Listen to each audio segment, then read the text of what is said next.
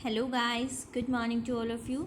आज हम एक न्यू चैप्टर स्टार्ट करने जा रहे हैं, वो है वैल्यूएशन ऑफ शेयर। तो देखो, बेसिकली वैल्यूएशन ऑफ शेयर क्या है कि आपके पास शेयर्स हैं और उन शेयर्स की वैल्यू क्या है आपको कैलकुलेट करनी है। वैसे तो देखा जाए मोस्ट ऑफ द जो शेयर्स होते हैं वो स्टॉक एक्सचेंज में लिस्टेड होते हैं और स्टॉक एक्सचेंज से आपको प्राइस वैसे ही पता लग जाते हैं, यानी वहाँ पर जो प्राइस कोटेड होता है वही आपके शेयर का प्राइस होता है। बट जो स्टॉक एक्सचेंज के प्राइसेस हैं वो कुछ ही केसेस में क्या हो पाते हैं, राइट हो पाते हैं। यानी कुछ सर्कमस्टांसेस में तो हमें स्टॉक एक्सचेंज से राइट इन्फॉर्मेशन मिल जाती है, but most of the time जो शेयर्स की वैल्यू आपकी स्टॉक एक्सचेंज में होती है वो बुलिश एंड बियरिश फेजेस से जुड़ी हुई होती है। यानी बेसिकली ये डेरिवेटिव मार्केट के कुछ इंस्ट्रूमेंट होते हैं जहाँ पर जो शेयर होल्डर्स हैं, जो इनके पास ज़्यादा शेयर्स हैं, वो कोशिश करते हैं कि वो मार्केट के प्राइस को अपने अकॉर्डिंग कम या ज़्यादा कर सके। दूसरी बात, जो इन्फॉर्मेशन हमें स्टॉक एक्सचेंज से मिलती है वो पर्टिकुलरली डिपेंड होती है आपके कंपनी के शेयर्स की डिमांड पर, उसकी सप्लाई पर। वो कंपनी की फाइनेंशियल पोजीशन को शो नहीं करती, यानी उसके अकॉर्डिंग शेयर्स की वैल्यू को नहीं बताती, ना ही कंपनी की प्रॉफिटेबिलिटी को कंसीडर करती है। और 1 मिनट के लिए हम पब्लिक कंपनी के लिए मान भी लें कि हमें स्टॉक एक्सचेंज से प्राइस मिल जाएंगे, स्टिल प्राइवेट कंपनीज तो स्टॉक एक्सचेंज पे लिस्टेड ही नहीं होते जिनके शेयर्स, उनके प्राइस कहाँ से आएंगे। अगर उनको अपने शेयर्स कहीं पर गिरवी रखने हैं, बेचने हैं, तो वो कैसे डिटरमाइन करें कि उनके शेयर की वैल्यू क्या है। तो इस पर्टिकुलर चैप्टर में हम यही बात करेंगे कि कैसे कैसे आप अपने शेयर्स की वैल्यू को पता लगा सकते हो। जो आपके BS कोठारी हैं वो क्या कहते हैं, उनके अकॉर्डिंग कि जो ये शेयर्स की वैल्यू को कैलकुलेट करना है ना, ये कोई कभी ये एक एग्जैक्ट साइंस नहीं है। यानी ये कोई साइंस होती है, जैसे साइंस क्या होता है बेसिकली, जिसके सेट प्रिंसिपल्स होते हैं जिनको चेंज नहीं किया जा सकता। तो आपकी जो वैल्यूएशन ऑफ शेयर है कोई एग्जैक्ट साइंस नहीं है, कोई एक फिक्स मेथड क्या है हम इसको कैलकुलेट करने के लिए अप्लाई नहीं कर सकते। आप कौन सा मेथड यूज़ करोगे वो डिपेंड करेगा कंडीशंस के ऊपर। कैसी कंडीशन कि जैसे बेसिकली आप किस पर्टिकुलर अथॉरिटी के, किस पर्टिकुलर पर्पज़ के लिए आप निकाल रहे हो। जैसे अगर आपको वेल्थ टैक्स पे करना है तो वेल्थ टैक्स वाले अलग मेथड को फॉलो करते हैं, इनकम टैक्स वाले अलग को फॉलो करते हैं। यानी आप पर्टिकुलर किस मेथड से निकाल रहे, कौन सा मेथड यूज़ कर रहे हो वो डिपेंड करेगा आपकी सर्कमस्टांसिस पर। दूसरी बात, अगर क्या है 2 पर्सन क्या करने लग जाएं, एक शेयर की वैल्यू निकालने लग जाएं, तो बहुत मुश्किल होता है कि उन 2 पर्सन की वैल्यू एक निकलेगी। यानी स्टॉक, क्योंकि दोनों क्या कर रहे होंगे, अपने अपने मेथड्स लगा रहे होंगे अलग अलग, उनके अकॉर्डिंग पर्टिकुलर चीज़ की एक्सप्लेनेशन होगी। स्टिल इस प्रॉब्लम को सोल्व करने के लिए कि हम ये तो सोच के साइड नहीं हो सकते ना कि 2 पर्सन्स का जो डिसीजन है हार्डली एग्री करता है तो हम शेयर्स की वैल्यूएशन करें ही ना। हमें तो शेयर्स की वैल्यूएशन करनी है। तो पर्टिकुलरली क्या किया गया है, कुछ सेट रूल्स प्रोसीजर्स को सेट कर लिया गया है, कुछ सेट मेथड सिलेक्ट कर लिए गए हैं जो क्या हैं, वेरियस अथॉरिटीज़ ने फेवर किए हैं कि पर्टिकुलर अथॉरिटी क्या करेगी, इसके अकॉर्डिंग कैलकुलेट करेगी। तो जैसे मैंने पहले बोला कि जिस पर्टिकुलर पर्पज़ से आप निकाल रहे हो उसके अकॉर्डिंग आप क्या करोगे, मेथड को यूज़ करोगे कि कौन सा मेथड जो है वहाँ पे अप्रोप्रिएट है। जो वहाँ पर मेथड अप्रोप्रिएट होगा उससे आप कैलकुलेट करोगे। वैल्यूएशन ऑफ शेयर कोई कॉम्प्लेक्स चीज़ नहीं है। वैसे देखा जाए तो देखो, अगर प्रैक्टिकली बात करें ऑर्गेनाइजेशन के कंसर्न में तो उनके लिए बहुत मुश्किल हो जाता है डिसाइड करना कि कौन सा पर्टिकुलर मेथड यूज़ करें, किससे हमारी ऑर्गेनाइजेशन ज़्यादा अच्छी दिखेगी, क्या हमें डेपिक्ट करना है। बट अगर हम बात करें हमारी स्टडी पॉइंट ऑफ व्यू से तो वैल्यूएशन ऑफ शेयर्स जो है बहुत ईजी है, बहुत ईजी चैप्टर रहेगा हमारे लिए। पर इसके प्रैक्टिकल पे जाने से पहले हम बात करेंगे कि ये पर्टिकुलर वैल्यूएशन ऑफ शेयर करना कंपनी के लिए क्यों फ़ायदेमंद रहता है, यानी कि इन पर्टिकुलर ऑब्जेक्टिव में इसको हेल्प करता है और कौन कौन सी चीज़ें हैं उसके ऊपर इफेक्ट डालती है। उसके बाद ही हम मेथड्स के ऊपर मूव करेंगे कि कैसे कैसे आप शेयर्स को वैल्यू कर सकते हो। फर्स्टली हाँ, हम इसके प्रॉफिट बेनिफिट्स के बारे में बात कर लेते हैं, यानी पर्टिकुलर कौन से पर्पसेस जो है आपकी ये शेयर वैल्यूएशन सर्व करती है। तो देखो, फर्स्ट है गिफ्ट ड्यूटी को असेस करने में, यानी अगर क्या है किसी को शेयर्स जो है एज अ गिफ्ट रिसीव हुए हैं, तो देखो अगर आपको शेयर्स गिफ्ट की तरह रिसीव होते हैं और उनकी अमाउंट ज़्यादा होती है तो आपको क्या करनी पड़ती है, गिफ्ट ड्यूटी पे करनी पड़ती है। तो कैलकुलेट करने के लिए कि कितनी ड्यूटी जो है रिसीवर को पे करनी है उसके लिए। सेकेंडली, अगर कोई पर्सन की डेथ हो जाती है तो उसकी, और तो वो क्या करेगा, कंपनी में अपना शेयर छोड़ के चला जाएगा, तो उस पर्टिकुलर पर्सन का कितनी एस्टेट बनती है, यानी कितनी उस पर्टिकुलर की प्रॉपर्टी बनती है, और उसके ऊपर एस्टेट ड्यूटी भी देनी पड़ती है। यानी अगर उसके लीगल रिप्रेजेंटेटिव जब उसकी प्रॉपर्टी को लेगा, जो एस्टेट ड्यूटी भी पे की जाती है उस पर्टिकुलर पर्पज़ से भी। इन दोनों में ही कंफ्यूज मत होना आप। गिफ्ट ड्यूटी, जैसा मैंने अभी आपको बताया, गिफ्ट ड्यूटी किस पे है कि अगर क्या है आपने किसी को गिफ्ट दिया है। गिफ्ट ड्यूटी का बेसिकली चलो मैं आपको रूल भी बता ही देती हूँ ताकि आप कंफ्यूज ना हो। जब भी क्या है आप किसी को इमूवेबल प्रॉपर्टी क्या करते हो, गिफ्ट में देते हो, यानी वो आपके फैमिली का मेम्बर नहीं है, अपनी फैमिली के मेम्बर से अलग आप किसी को इमूवेबल प्रॉपर्टी देते हो, और उस इमूवेबल प्रॉपर्टी की वैल्यू मोर देन 50,000 रुपीज़ होती है, तो उस केस में आपको उस पर्टिकुलर गिफ्ट के ऊपर ड्यूटी पे करनी पड़ती है, टैक्स देना पड़ता है। तो अगर आपको किसी ने शेयर गिफ्ट किए हैं और उनकी वैल्यू 50,000 से ज़्यादा है तो आपको गिफ्ट ड्यूटी असेस करनी होगी। तो उसके लिए आपको पहले शेयर्स की वैल्यू पता होनी चाहिए। किसी ने गिफ्ट दिए हैं तो उसकी शेयर्स की वैल्यू आपको कैलकुलेट करनी पड़ेगी। एस्टेट ड्यूटी, जैसा कि मैंने कहा, अगर किसी पर्सन की डेथ हो जाएगी तब उसकी एस्टेट कैलकुलेट करके उस पर ड्यूटी देनी पड़ती है। यानी देखो कोई ना कोई लीगल रिप्रेजेंटेटिव होगा जो क्या करेगा, उसकी प्रॉपर्टी को लेगा, तो उसकी प्रॉपर्टी को जो वो ले रहा होगा वो क्या करेगा, उसकी प्रॉपर्टी पे पूरी की पूरी ऐसे नहीं लेता, उसके ऊपर उसे कुछ ड्यूटी पे करनी पड़ती है। तो वो पर्टिकुलर एस्टेट ड्यूटी कैलकुलेट करने के लिए पहले तो उसकी शेयर्स की वैल्यू पता होनी चाहिए, तभी ड्यूटी निकालोगे। तो उस पर्पज़ से for the assessment of wealth tax, कि आपकी जो टोटल वेल्थ है उसके ऊपर आपको वेल्थ टैक्स देना है, तो उसके लिए वेल्थ में आपको पता होनी चाहिए कि उन शेयर्स की वैल्यू कितनी लगानी है। नेक्स्टली, अगर क्या है प्राइवेट कंपनी के शेयर्स क्या हैं आपको परचेज़ करनी है या सेल करनी है, जैसा कि अभी हमने स्टार्टिंग में बात की थी कि जो प्राइवेट कंपनीज़ के शेयर्स होते हैं वो स्टॉक एक्सचेंज में तो लिस्टेड होती नहीं, तो ऐसे शेयर्स को अगर आपको परचेज़ करना है, सेल करना है, तो आपको प्राइस पता लगाना है कि कितने में परचेज़ करना चाहिए या कितने में सेल करना चाहिए। तो उसके लिए आपको शेयर की वैल्यू पता लगानी पड़ती है। For formulating amalgamation and internal reconstruction scheme, की अगर आप क्या कर रहे हो, दो फर्म, आप अपनी फर्म को किसी और फर्म में अमलगमेट कर रहे हो या किसी को ख़रीद रहे हो, तो आपको क्या करना पड़ेगा, उस पर्टिकुलर कंपनी के शेयर्स की वैल्यू पता लगानी पड़ेगी, ताकि जो डिसेंटिंग शेयर होल्डर है, यानी जो आपके अंदर मिक्स नहीं होना चाह रहे हैं, आपको ये भी पता लग सके कि उनको आपको कितना पैसा देना है और आपको एक्चुअल में कितने में कंपनी खरीदनी है। इंटरनल रिकंस्ट्रक्शन हो रहा हो या अमलगमेशन हो रहा हो उस टाइम।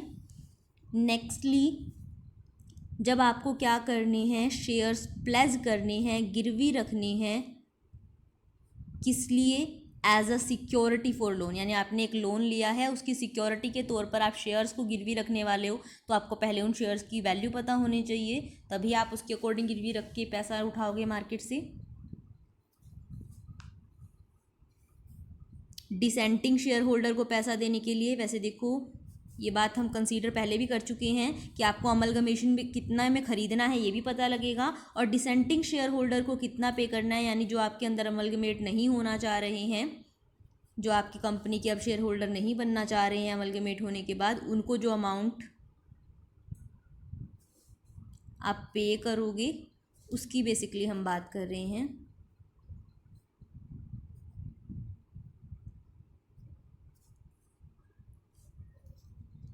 देन अगर क्या है आपकी कंपनी नेशनलाइज हो रही है तो शेयर होल्डर को कितना पे करना है।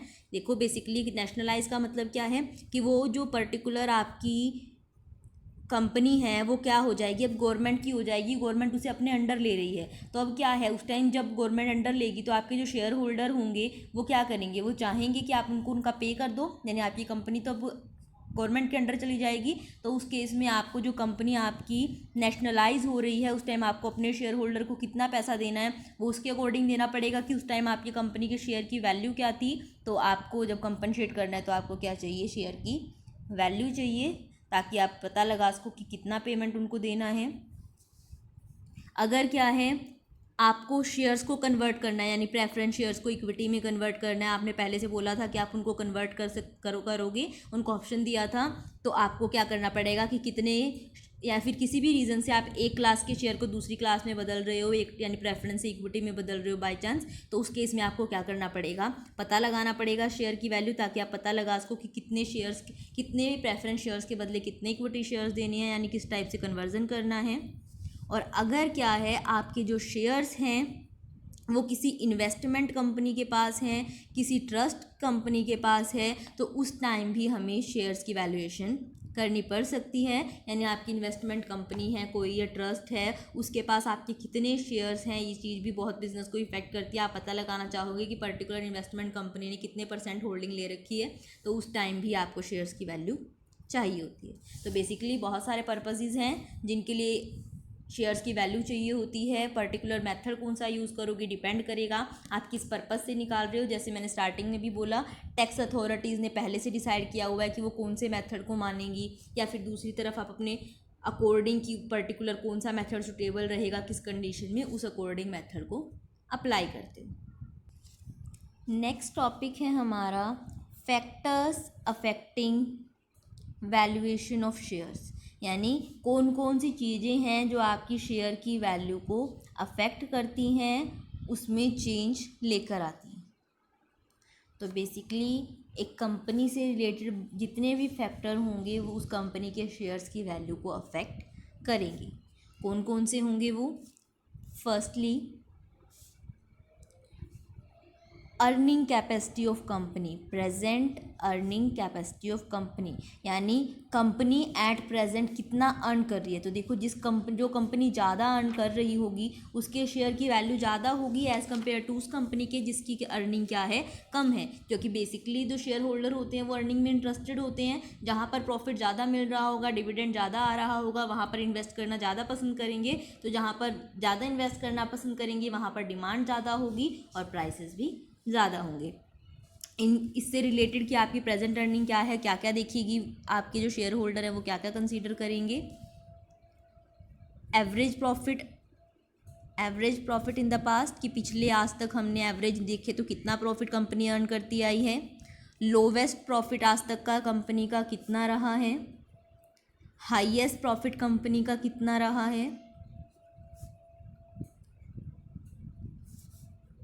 रेट ऑफ रिटर्न क्या रही है कैपिटल पे, यानी कितनी कैपिटल लगाने पर कितनी रिटर्न आती है। रेट ऑफ रिटर्न क्या है कंपनी की कैपिटल पे, रिटर्न ऑन कैपिटल एम्प्लॉयड। कितना प्रॉफिट जो है कंपनी के पास बचता है टैक्स देने के बाद, प्रॉफिट कितना बचता है कंपनी के पास टैक्स देने के बाद। प्रेफरेंस शेयर होल्डर को भी डिविडेंड देने के बाद कंपनी के पास कितना बचता है, यानी इक्विटी शेयर होल्डर के लिए कंपनी के पास कितना बचता है। और करंटली में कौन से इवेंट हुए हैं, कौन कौन सी चीज़ें ऐसी हुई हैं जो क्या है कंपनी के प्रॉफिटेबिलिटी को इफ़ेक्ट करेंगी, और वो पॉजिटिवली करेंगी या नेगेटिवली करेंगी। यानी सबसे पहले जब शेयर्स की वैल्यू देखनी है तो प्रिंसिपल फैक्टर है आपका प्रेजेंट अर्निंग, जिसके लिए बहुत सारी चीज़ें जो है कंसीडर की जाती हैं कि पिछले सालों में कितना प्रॉफिट अर्न किया है, ज़्यादा से ज़्यादा कितना किया है, कम से कम कितना किया है, रिटर्न क्या है, प्रॉफिट टैक्स के बाद कितना बचता है, प्रेफरेंस शेयर्स को देने के बाद कितना बचता है, और अगर कोई रिसेंटली कोई ऐसी एक्टिविटी हुई है जिससे प्रॉफिट परफेक्ट होगा तो वो एक्टिविटी कौन सी है और उससे प्रॉफिट इंक्रीज़ होगा या डिक्रीज़ होगा। इसके बाद सेकंड फैक्टर जो अफेक्ट करेगा वो है यील्ड और रिटर्न्स फ्रॉम सिमिलर कंपनी, यानी जो आपसे मिलती जुलती कंपनीज़ हैं जो आपके जैसा प्रोडक्ट बना रही हैं, वो कंपनी कितना अर्न कर रही है, वो अपने शेयर होल्डर्स को कितनी रिटर्न दे रही है, कितना उनको डिविडेंड दे रही है, उसके बेस पर ही आपके जो शेयर होल्डर हैं वो आपसे एक्सपेक्ट करेंगे। तो इसीलिए जो उनकी अर्निंग कैपेसिटी है वो भी डिपेंड, अगर आपकी क्या होगी उनसे ज़्यादा होगी, मान लो उनकी वो अर्निंग जितनी दे रहे हैं 10 रुपये दे रहे हैं, आप 11 रुपये दे रहे हो, तो उस केस में आपकी शेयर की वैल्यू ज़्यादा होगी क्योंकि उस टाइम आपकी डिमांड ज़्यादा होगी। और दूसरी कंसर्न में अगर आप उनसे कम दे रहे होगे तो आपकी वैल्यू कम होगी। तो जो सिमिलर कंपनी की रिटर्न है वो भी इस बात पर इफेक्ट डालती है कि आपका मार्केट में प्राइस कितना होगा, आपके यानी आपके शेयर का प्राइस मार्केट में क्या प्रिवेल करेगा। थर्डली, डिविडेंड पॉलिसी,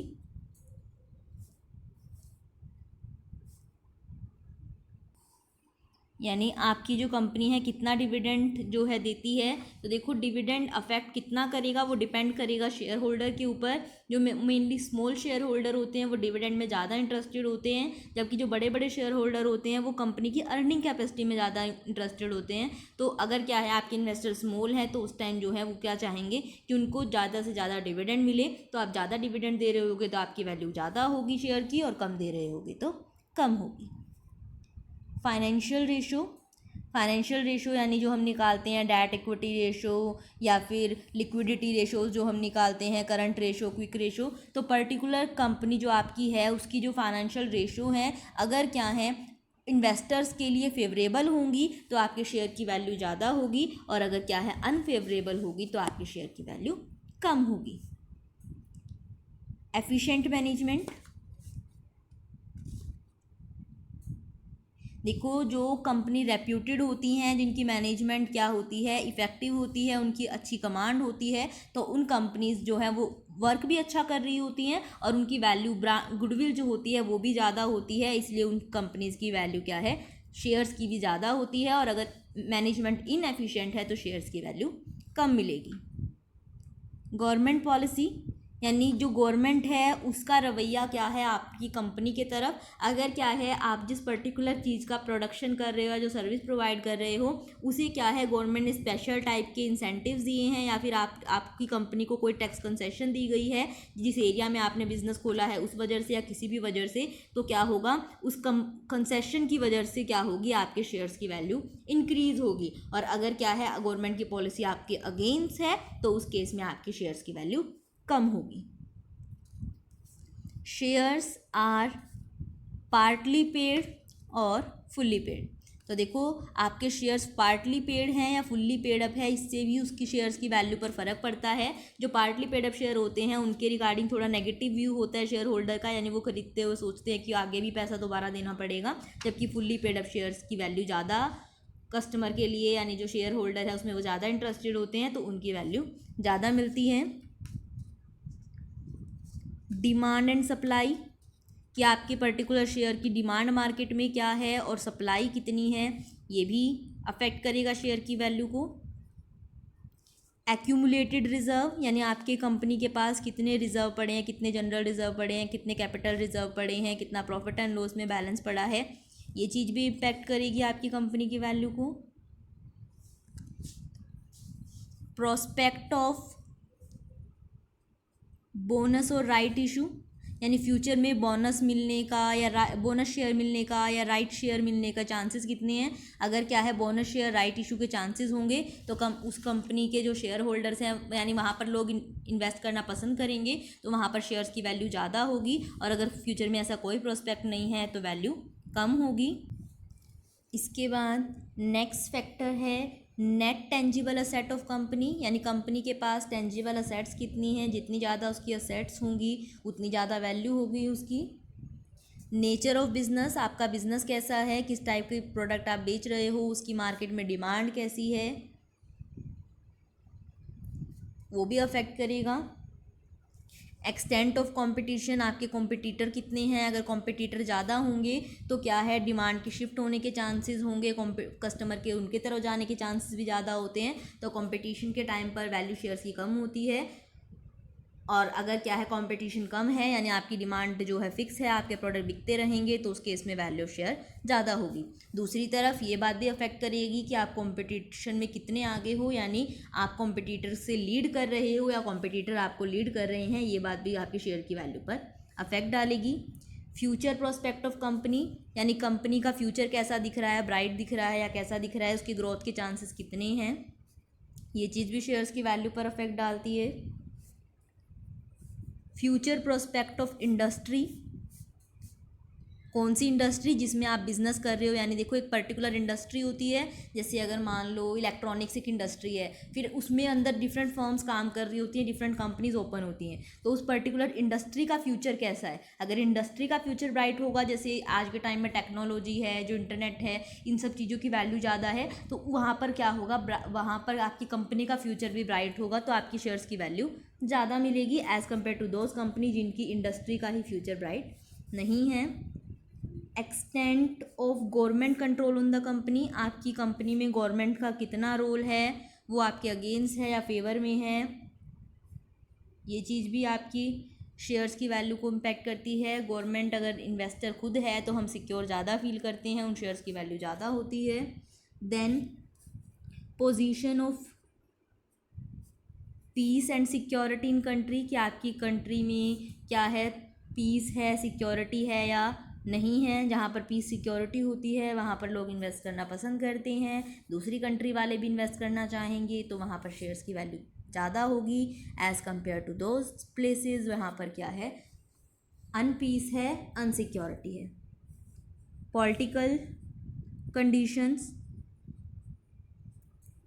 कंडीशंस आपके फेवर में है तो शेयर्स की वैल्यू ज़्यादा होगी, और अनफेवर में है तो कम होगी। यानी ये बहुत सारे फैक्टर्स हैं जो शेयर्स की वैल्यू को अफेक्ट करते हैं। हमने स्टार्ट किया कंपनी की अर्निंग से, फिर हमने दूसरी कंपनीज़ के रिटर्न भी देख ली, डिविडेंड पॉलिसी देख ली, फाइनेंशियल रेशोज़ देख लिए, कंपनी के मैनेजमेंट को देख लिया, मार्केट में डिमांड देख ली, हमारे रिजर्व, हमारा बिजनेस कैसा है, कॉम्पिटिटर कैसे हैं, इंडस्ट्री का कैसी है, पॉलिटिकल कंडीशन कैसी हैं। यानी जो जो फैक्टर एक कंपनी को इफ़ेक्ट कर सकते हैं वो सारे की सारी चीज़ें क्या करेंगी, आपके शेयर्स की वैल्यू को अफेक्ट करेंगी। इसके बाद हैं आपके मेथड्स, कि कैसे कैसे आप जो है शेयर्स की वैल्यू को कैलकुलेट कर सकते हो। तो देखो ये मेथड्स डिस्कस हम नेक्स्ट वीडियो में करेंगे। अभी सिर्फ एक बार इनके नाम की बात कर लेते हैं कि कौन कौन से बेसिकली मेथड्स हैं जिनको डिस्कस हम करने वाले हैं। सबसे पहले हम बात करेंगे नेट असेट मेथड की, यानी जहाँ पर असेट को बेस लिया जाएगा शेयर्स की वैल्यू को कैलकुलेट करने के लिए। सेकेंडली हम बात करेंगे यील्ड मेथड की, और ये जो यील्ड है ये दो पार्ट्स में स्टडी होगी। एक जब हम कंसीडर कर रहे हैं डिविडेंड यील्ड, यानी डिविडेंड कितना दे रहे हैं हम, एंड सेकेंडली अर्निंग कैपेसिटी, कि कंपनी अर्न कितना कर रही है, चाहे वो डिविडेंड कम दे रही है या ज़्यादा कर रही है। एंड थर्डली हम बात करेंगे एवरेज मेथड की, यानी जो क्या है एक से ज़्यादा मेथड्स को बेस लेता है for the purpose of calculation of value of share. ये मेथड्स हैं शेयर के जिनको वन बाय वन हम क्या करेंगे, फर्दर वीडियोस में डिस्कस करेंगे। आई होप आपको आज का लेक्चर समझ में आया होगा। अगर आपको समझ में आया है तो वीडियो को लाइक और चैनल को सब्सक्राइब ज़रूर करना, एंड हाँ बेल आइकन प्रेस करना मत भूलना, ताकि आपको फ्यूचर वाली वीडियोस की नोटिफिकेशन मिलती रहे। आप मेरे फेसबुक पेज को भी लाइक कर सकती हैं, वहाँ से भी आपको वीडियोस के बारे में पता लग जाएगा। उसका जो लिंक है मेरे डिस्क्रिप्शन में दिया गया है। And thank you so very much for listening me. मिलेंगे नेक्स्ट वीडियो के साथ।